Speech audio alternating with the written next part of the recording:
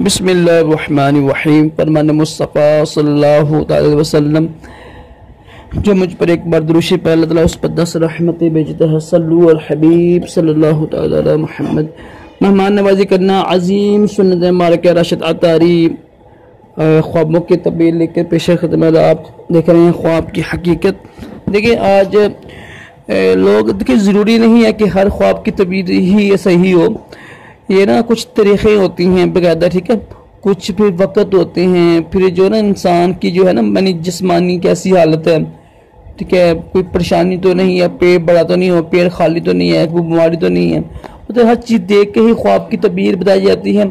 تو کہنے کا مقصد یہ ہے کہ ہر خواب سے نا پریشان نہ ہوا کریں، اور اچھے خواب دیکھیں تو اللہ کا شکر ادا کیا کریں۔ اگر یہ دیکھیں نا پریشان خواب دیکھیں نا تو اس سے پریشان نہ ہوا کریں، ٹھیک ہے۔ مقصد اس کی تعبیر ضروری نہیں ہے کہ وہ ظاہری ہو۔